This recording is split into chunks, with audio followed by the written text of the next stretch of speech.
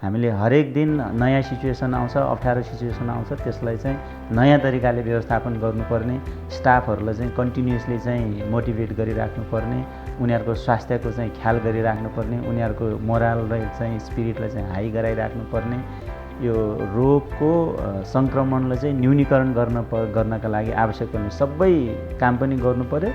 थप अनि ग्राहकलाई पनि चाहिँ आवश्यक सेवा, आधारभूत सेवा पनि दिनु पर्यो। त्यस कारणले गर्दाखेरि पहिलाभन्दा अलिकति व्यस्तता झन् बढ्या छ। Credit risk management, operational risk management, liquidity risk म्यानेजमेन्टको हिसाबले ब्याङ्कको सबै पोजिसन चाहिँ राम्रो अवस्थामा छ। भोल्युमको हिसाबले चाहिँ हामी कम छौँ र मैले जहिले पनि भन्ने गरेको छु, अब हामी भोल्युमको हिसाबले सानो ब्याङ्क हौँ तर सबल ब्याङ्क हौँ। वित्तीय विवरणमा चाहिँ निश्चित रूपमा चाहिँ सङ्कुचन आएको छ। अब ब्याङ्किङ क्षेत्रको मात्रै कुरा गर्नु पर्दाखेरि चाहिँ अब अहिले राष्ट्र ब्याङ्कले जुन सहुलियतहरू ग्राहकहरूलाई दिनुपर्ने सहुलियतहरू, सबभन्दा पहिला हामीले चाहिँ सबै डिजिटल ब्याङ्किङ ट्रान्जेक्सनहरूमा चाहिँ चार्जेस नलिने अथवा वेभर गर्ने, पेनाल्टी लिन नपाउने, पेनाल्टी चार्जेसहरू लिन नपाउने, यो खालको वेभरहरू त्यसले पनि ओभरअल इन्डस्ट्रीमा केही नभए नि 3-4 अरबको चाहिँ इन्कम घटाएको छ। ओभरअल ब्याङ्किङ इन्डस्ट्रीमा चाहिँ यो अहिले जुन चाहिँ हामीले कोभिड-19 को इम्प्याक्टले गर्दाखेरि जुन सहुलियतहरू प्रदान गर्ने भनेको छौँ, त्यसले ओभरअल ब्याङ्किङ इन्डस्ट्रीको प्रोफिटेबिलिटी घटेको छ। त्यो एउटा पाटो हो। त्यसबाहेक अझ ठुलो इम्प्याक्ट त हामीले देख्न बाँकी नै छ। रिभाइभल हामी कसरी गर्छौँ र यो अहिले भएको लसलाई चाहिँ कसरी व्यवस्थापन गर्छौँ र त्यसबाट चाहिँ हाम्रो अहिले भएको लस जुन छ त्यसलाई चाहिँ कसरी चाहिँ म्यानेज गर्छौँ भन्ने कुरामा अहिले चाहिँ हाम्रो लङ टर्म फोकस त्यसमा हुनुपर्ने। सबै सरकारदेखि लिएर राष्ट्र ब्याङ्कदेखि लिएर हामी कमर्सियल ब्याङ्कहरू सबैले चाहिँ त्यसमा हेर्नुपर्ने देखिन्छ। डिपोजिटको रेटलाई पनि वाञ्छनीय गर्नुपर्ने, लोनको रेटलाई पनि वाञ्छनीय गर्नुपर्ने र त्यसलाई चाहिँ एउटा ब्यालेन्सिङ पोइन्टमा ल्याएर अनि कति तिर्न सक्छ हाम्रो कस्टमरले, बरोबरहरूको चाहिँ एक्ज्याक्ट स्थिति के हो, कति इम्प्याक्ट गरेछ त्यसलाई आकलन गरेर उहाँहरूले तिर्न सक्ने उहाँहरूले पनि तिर्नु पर्यो र ब्याङ्कलाई सस्टेन गराउनको लागि, बचाउनको लागि, धेरै नाफाको कुरा होइन, बचाउनको लागि र कस्टमर कन्फिडेन्स अनि डिपोजिटको कन्फिडेन्सलाई चाहिँ लुज गर्न नदिनको लागि ब्याङ्कलाई पनि सर्टेन मार्जिन राख्नु पर्यो र अनि त्यो जुन चाहिँ हाम्रो इन्ट्रेस्ट अब्लिगेसन छ जनरल डिपोजिटर्सहरूलाई सबैलाई उहाँहरूलाई पनि चाहिँ चित्त बुझाउने हिसाबले एकदमै ब्यालेन्स सिट एक्ट गर्नुपर्ने अहिलेको चाहिँ सबैले यो स्टेक होल्डरले गर्नुपर्ने चाहिँ त्यो चाहिँ एकदम ठुलो जिम्मेवारी छ। बैंकिङ सेरोफेरोका साथमा नेपाल बैंक लिमिटेड, नेपालको पहिलो bank, pioneer bank with complete banking solution. राष्ट्रिय वाणिज्य बैंक, किनकि हामीले बुझेका छौँ आफ्नो भनेको आफ्नै हुन्छ। गोर्खाज फाइनान्स लिमिटेड, नेपाल राष्ट्र बैंकबाट ग वर्गको इजाजत प्राप्त संस्था। सबैको सुरक्षा एनएलजी को इच्छा। NLG insurance company limited. Muktinath विकास बैंक, कृषि विकास बैंक, तपाईँ हाम्रो घर आँगनको बैंक। न्यूनतम शुल्कमा अधिकतम आर्थिक सुरक्षा। लाइफ नेपाल लाइफ इन्स्योरेन्स सधैँभरिलाई। सम्पूर्ण बैंक तथा वित्तीय समस्याको समाधान बैंकिङ एन्ड फाइनान्सियल सोलुसन प्रणाली। अर्थ राजनीति सम्बन्धी खास खबरका लागि अर्थराजनीति.com।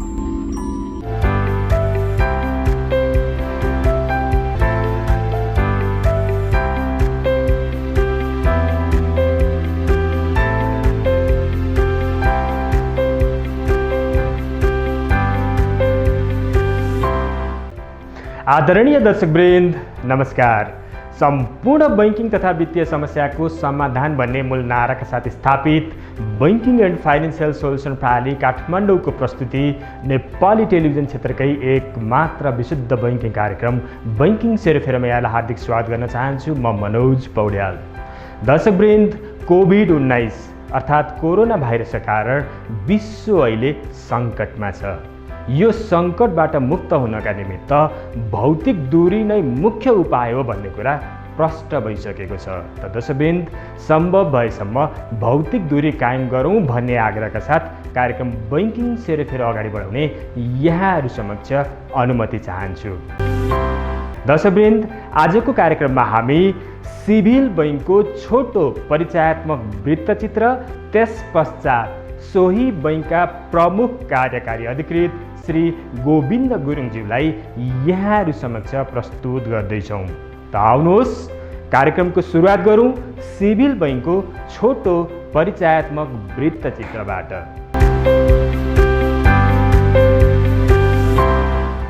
नेपालको वाणिज्य बैंकहरूमध्ये सबैभन्दा विश्वसनीय र भरपर्दो मध्येको एक हो सिभिल बैंक। सन् 2010 मा स्थापित यस बैंकलाई अहिले 5 लाख भन्दा बढी ग्राहकको साथ छ।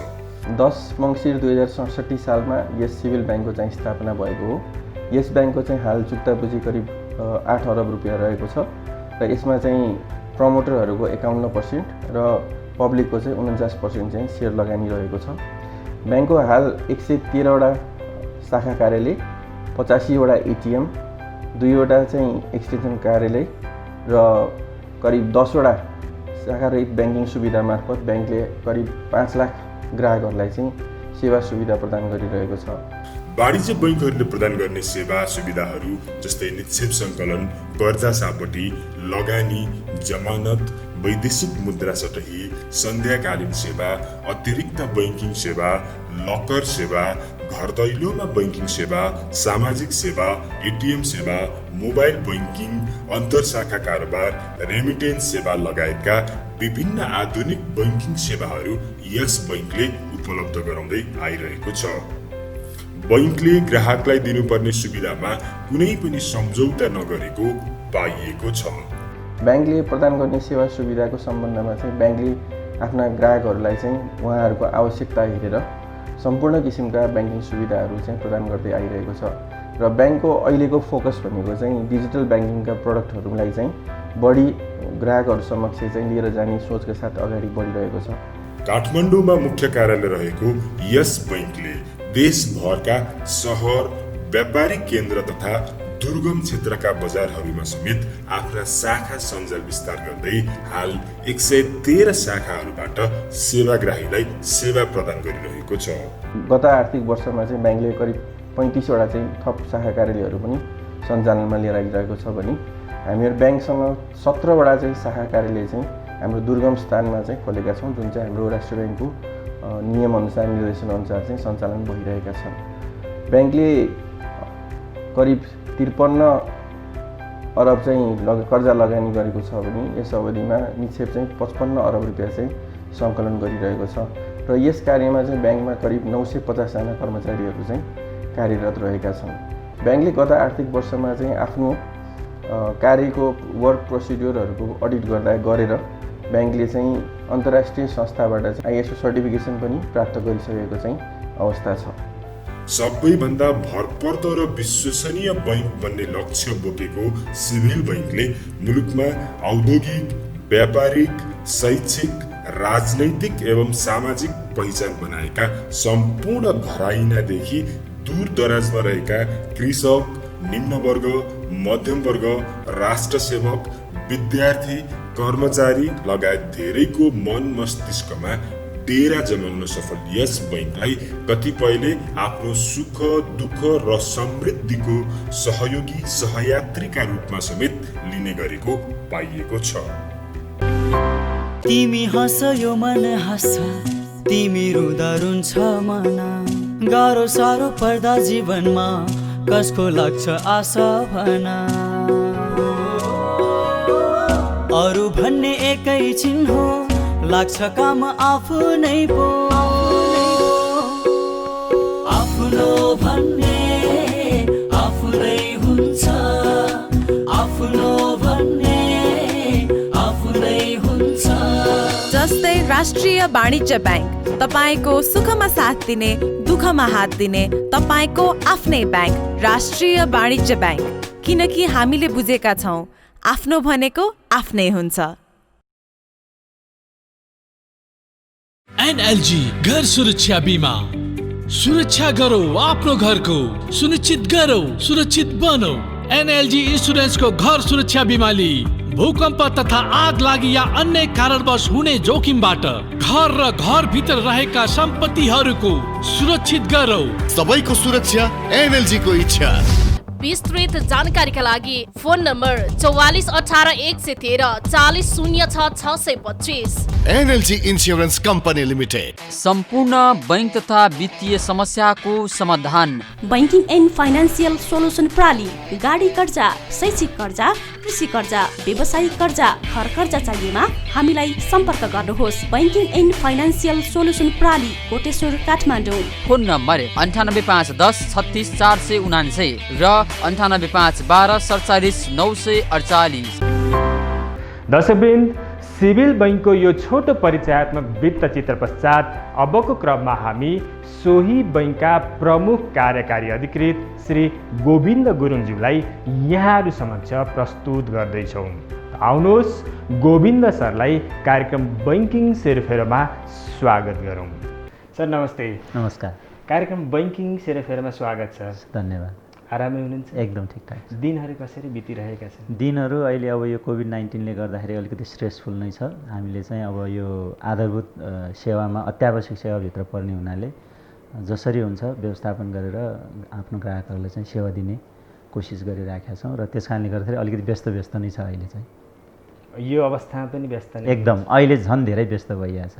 हामीले हरेक दिन नयाँ सिचुएसन आउँछ, अप्ठ्यारो सिचुएसन आउँछ, त्यसलाई चाहिँ नयाँ तरिकाले व्यवस्थापन गर्नुपर्ने, स्टाफहरूलाई चाहिँ कन्टिन्युसली चाहिँ मोटिभेट गरिराख्नुपर्ने, उनीहरूको स्वास्थ्यको चाहिँ ख्याल गरिराख्नुपर्ने, उनीहरूको मोरल र चाहिँ स्पिरिटलाई चाहिँ हाई गराइराख्नुपर्ने, यी यावत कुरा। अनि आन्तरिक व्यवस्थापनका कुराहरू तपाईँको पासदेखि लिएर अनि यो सोसल डिस्टेन्सिङ मेन्टेनदेखि गर्नेदेखि लिएर यो सबै यो रोगको सङ्क्रमणलाई चाहिँ न्यूनीकरण गर्नका लागि आवश्यक पर्ने सबै काम पनि गर्नु पर्यो, थप अनि ग्राहकलाई पनि चाहिँ आवश्यक सेवा, आधारभूत सेवा पनि दिनु पर्यो। त्यस कारणले गर्दाखेरि पहिलाभन्दा अलिकति व्यस्तता झन् बढ्या छ।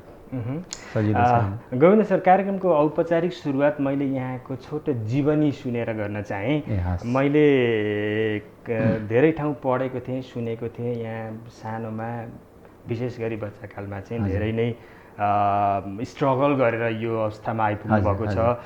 हाम्रो चाहना टेलिभिजन हेरेर बसिरहनुभएका दर्शकलाई यहाँको जीवनी एउटा प्रेरणाको स्रोत बनोस्। धन्यवाद। हजुर, थोरै संक्षिप्तमा यहाँको जीवन परिचय दिनुहोस्। म पहिलाको भुलभुले गाविस, हालको मर्स्याङदी गाउँपालिका भङ्गेरी गाउँमा लमजुङमा चाहिँ जन्मेको मान्छे हुँ र एकदमै निम्न मध्यम वर्गीय परिवारमा जन्मेको। मेरो बुवा इन्डियन आर्मी हुनुहुन्थ्यो, आमा काकाहरू सबै चाहिँ खेती किसानीमै हुनुहुन्थ्यो र मैले स्कुल क्लास 7सम्म चाहिँ घर नजिकै स्कुल थियो, 15-20 मिनटको दूरीमा, र गाउँघरकै खेती किसानीको काममा सरसहयोग गरेर क्लास 7सम्म गाउँकै स्कुलमा पढेँ। त्यसपछि गएर हाई स्कुल चाहिँ धेरै टाढा थियो, 2 घन्टा जान 2 घन्टा आउन, 4 घन्टा चाहिँ एभ्रिडे हिँड्नु पर्थ्यो र त्यसरी मैले एसएलसी पास गरेँ। र 42 सालमा एसएलसी पास गरेर काठमाडौँ आइसकेपछि मैले 42 सालकै फागुनदेखि चाहिँ मैले जागिर पनि खान थालेँ। यसरी अब मैले पढाइ सँगसँगै जागिरी जीवनलाई पनि सुरु गरेँ र मलाई के लाग्थ्यो भने जहिले पनि अब मेरो पढाइलाई आफ्नै कमाइले चाहिँ पुर्याउनुपर्छ, किनभने म पछि 6 जना भाइ बहिनीहरू थिए, म समेत 7 जना हो हामी सिब्लिङ्स। अनि मेरो बुवा आमाको कमाइले चाहिँ, मेरो बुवा चाहिँ इन्डियन आर्मीमा हुनुहुन्थ्यो त्यो बेला।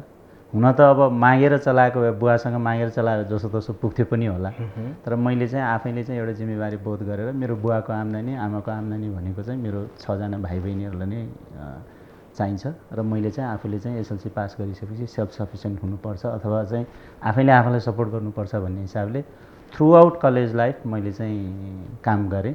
मेरो पहिलो स्यालेरी चाहिँ 100 रुपियाँ थियो महिनाको, त्यसरी मैले चाहिँ सुरु गरेँ हो र अहिले यहाँसम्म आइपुगेको छु। दुःख धेरै गरिएको छ, अनुशासित भएर परिश्रम गर्यो भने अब नपुग्ने अथवा चाहिँ आफूले सोचेको कुरा नपुग्ने भन्ने केही छैन। सबैलाई चाहिँ म त्यही सन्देश दिन्छु आजकल सबैलाई। एउटा प्रसङ्ग जोड्न चाहे यही विषयमा। 42 सालमा यहाँ काठमाडौँ ओर्लेको आउनुभयो होइन? त्यतिखेर 100 रुपियाँमा प्रति महिना तलबमा काम गर्नुभयो। Although I do not insist, मलाई हजुरलाई एउटा कुरो बताउन मिल्छ? हजुर हजुर भन्नुहोस् न। 42 साल भनेपछि 34-35 वर्ष अगाडि 100 रुपियाँको पारिश्रमिकमा एक महिनामा आफ्नो श्रम बेचिया थियो। हो, एक्ज्याक्टली। मलाई जस्तो लाग्छ यो प्रश्नले दर्शकहरूलाई पनि ऊर्जा प्रदान गर्छ होला। आजको दिनमा यहाँको तलब बताउन मिल्छ भने प्लिज। मेरो तल अब बताइराख्नु जरुरी छैन, तपाईँले ब्यालेन्स सिट हेर्नुभयो भने पत्ता लागिहाल्छ। ब्यालेन्स सिटमा हाम्रो हरेक वर्षको ब्यालेन्स सिट पब्लिस भएको हुन्छ। वार्षिक रूपमा मैले कति तलब खाएको छु, कति चाहिँ ट्याक्स तिरेको छ त्यसमा प्रष्ट छ। र त्यो बेलामा चाहिँ 100 रुपियाँले चाहिँ कोठा भाडा तिर्नलाई चाहिँ पुग्थ्यो। ओके। र त्यसमा पनि हामी 3 जना साथी मिलेर एउटै कोठामा बस्थ्यौँ र प्रति महिना कोठा भाडा चाहिँ 33 रुपियाँ पर्थ्यो। हामी 100 रुपियाँ कोठा 3 जनालाई बाँड्दाखेरि 33 रुपियाँ एकजनाको भागमा पऱ्यो होइन। र बाँकीले चाहिँ मेरो अरू कापी कलमको चाहिँ खर्च टर्थ्यो र अलिअलि नपुग चाहिँ मैले घरबाट चलाउनु पर्थ्यो त्यो बेला पनि, त्यसरी चाहिँ चलाएको हो। र अहिले चाहिँ अब मोनेटरी भ्यालु चाहिँ अलिकति अब त्यो बेला 100 रुपियाँको जति भ्यालु थियो, अहिले त त्यति छैन होइन। र पनि अब काम चाहिँ हामीले गर्नुपर्छ, कमाइ गर्नुपर्छ र आफूले चाहिँ अनुशासित भएर चाहिँ काम गऱ्यो भने सफलता चाहिँ हात लाग्छ भन्ने चाहिँ लगनशीलता र अनुशासनमा नै एकदम सफलता लुकेको छ भन्ने कुरो। सहज ब्याङ्किङ, समृद्ध भविष्य र विश्वसनीय सहयात्री जसले बचत तथा कर्जामा दिन्छ उत्कृष्ट सेवा पनि। मेरो ब्याङ्क, तपाईको ब्याङ्क, हामी सबैको ब्याङ्क। मुक्तिनाथ विकास ब्याङ्क। जनता ब्याङ्कमा होइन, ब्याङ्क जनतामा जानुपर्दछ। सुरक्षित र सरल, साथमा आकर्षक प्रतिफल, हरेक वर्गका लागि नयाँ नयाँ योजना, अत्याधुनिक बैंकिङ सुविधाहरू, जनजनको विश्वास बोकेको यो हो गोर्खाज फाइनान्स लिमिटेड। विस्तृत जानकारीका लागि Gorkhas finance limited. Govind sir, हाल सिभिल बैंकको वित्तीय अवस्थाका बारेमा जानकारी गराइदिनुहोस् न। सिभिल ब्याङ्क चाहिँ अब सबै इन्डिकेटरको हिसाबले अहिले राम्रै पोजिसनमा छ। जस्तो तपाईँले सबैभन्दा हामीले हेर्ने भनेको चाहिँ ब्याङ्कको जोखिम वहन गर्न सक्ने क्षमता कति छ भन्ने हेर्ने हो। त्यो भनेको क्यापिटल एडिक्वेसी कति छ भन्ने हिसाबले हेर्ने हो। पुँजीगत हिसाबले हाम्रो क्यापिटल एडिक्वेसी अहिले पनि हामी चाहिँ करिब 15% हाराहारीमा छ। त्यस हिसाबले जोखिम वहन गर्न सक्ने क्षमताको हिसाबले हामी राम्रो पोजिसनमा छ।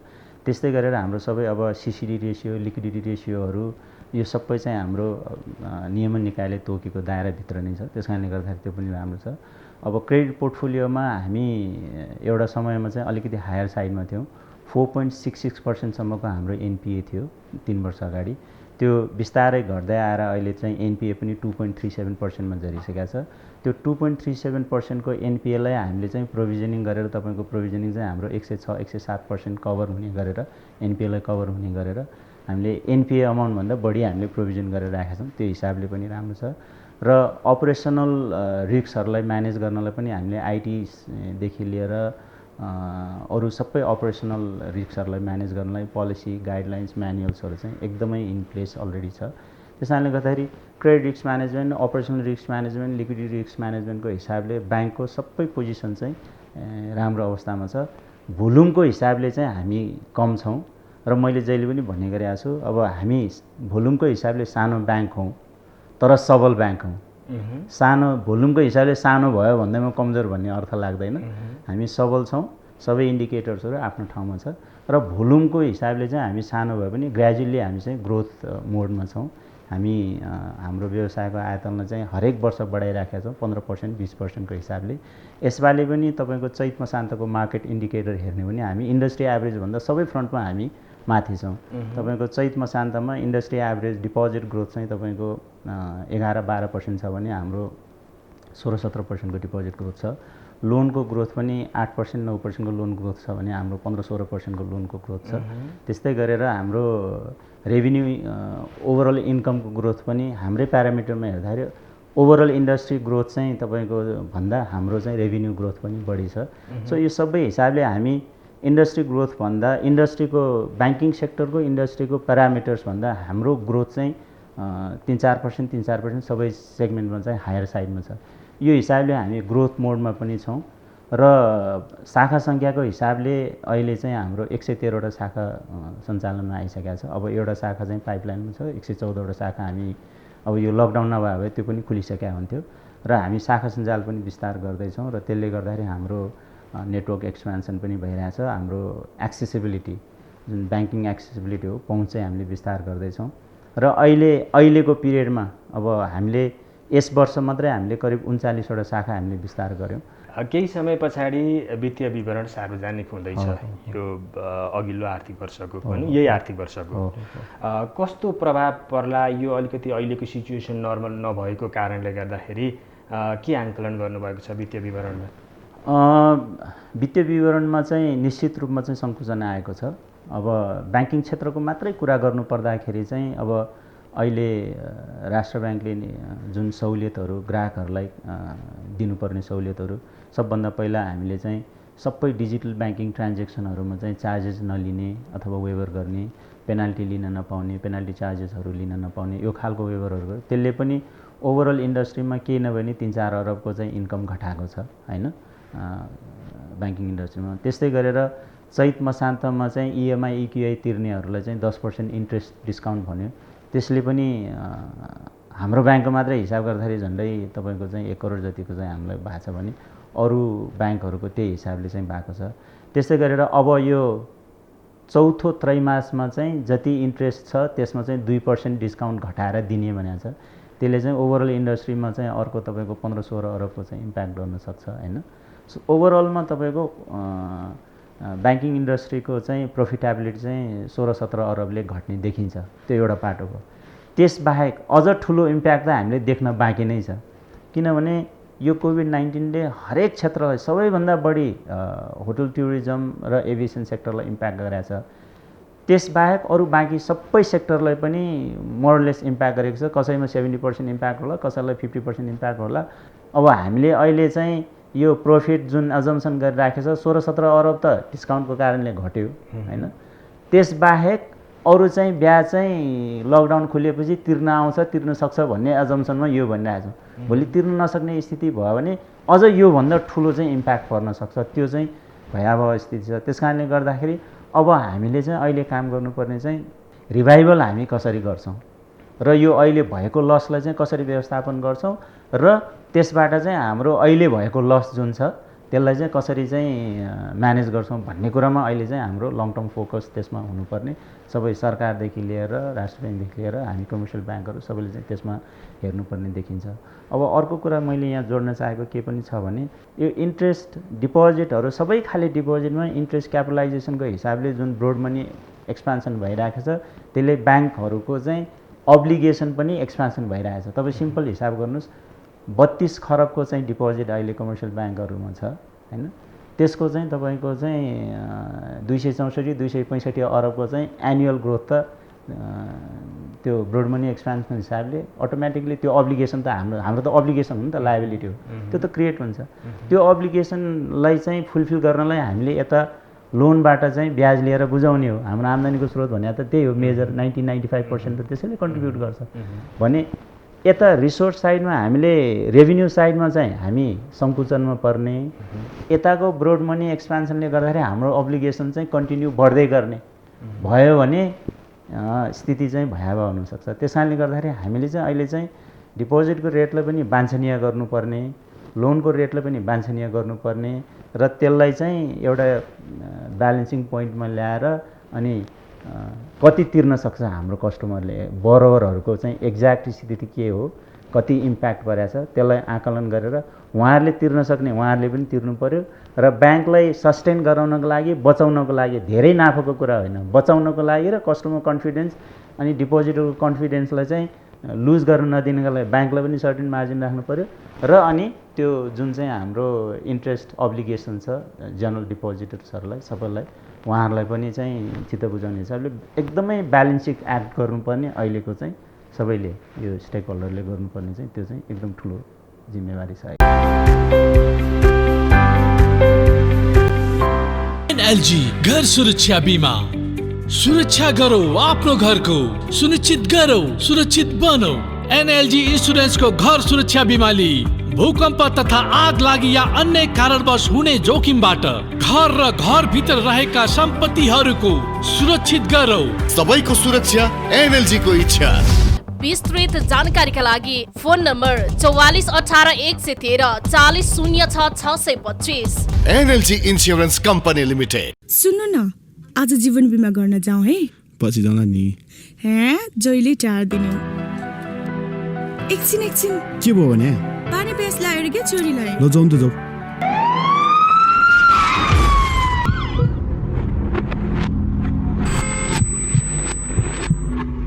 ल अब जाउँ पहिला रिलायबल जाउँ किन जीवन बिमा गर्न जीवन बिमा जरुरी छ न्यूनतम शुल्कमा अधिकतम आर्थिक सुरक्षा रिलायबल नेपाल लाइफ इन्सुरेन्स सधैँभरिलाई ड्याडी तपाईको गेम ओभर अलि हतार गरिस् तेरो चाहिँ खेल खतम तसँग जोस छ तेरो ड्याडीसँग त अनुभव छ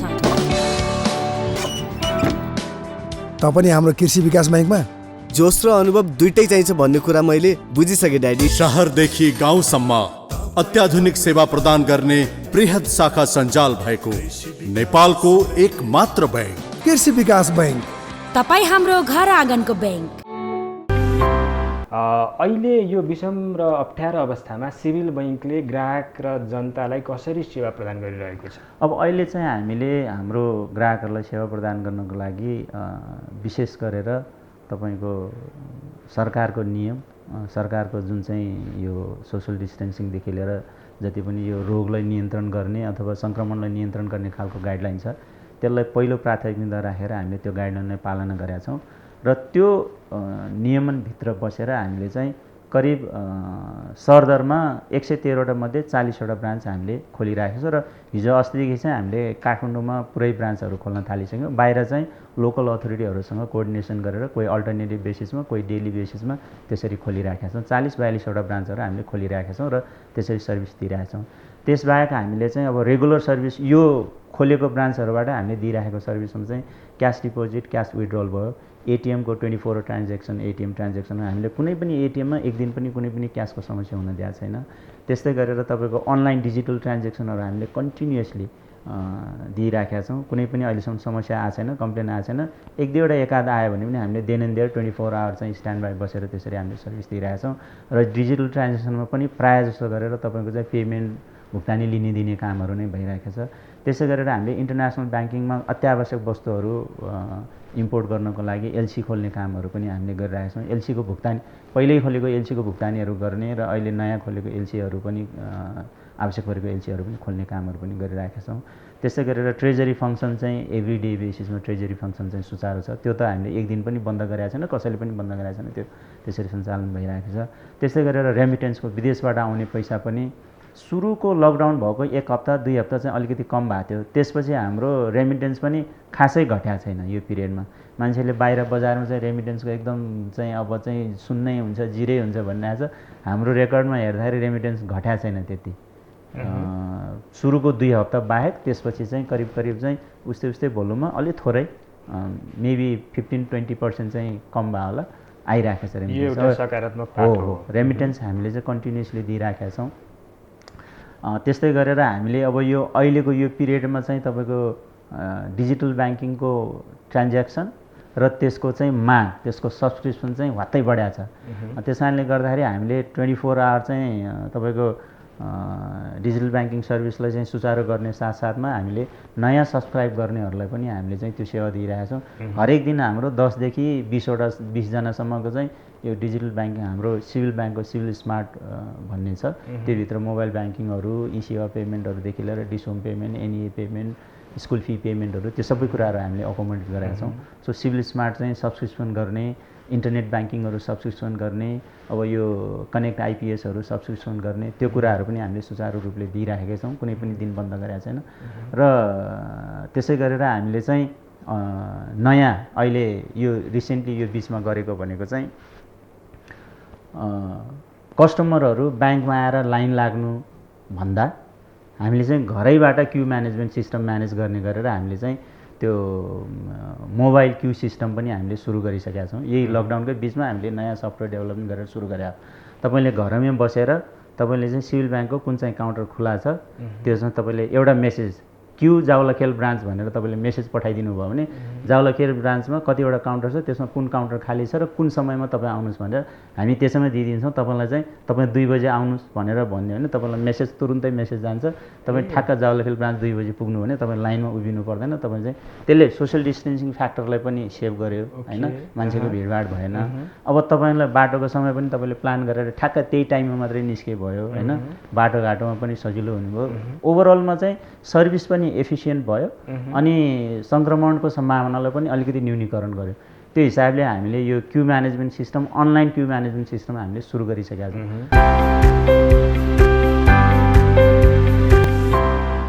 दर्शकवृन्द, सिभिल बैंकका chief executive officer Shri Govind गुरुङज्यूसँगको साक्षात्कार सँगसँगै कार्यक्रमको निर्धारित समय सकिएको छ। पुनः अर्को साता तपाईँहरूको र हाम्रो भेटघाट हुने नै छ। तबसम्मको लागि म मनोज पौड्याल लगायत सम्पूर्ण बैंकिङ सेरोफेरो युनिटलाई बिदा दिनुहोस्। नमस्ते।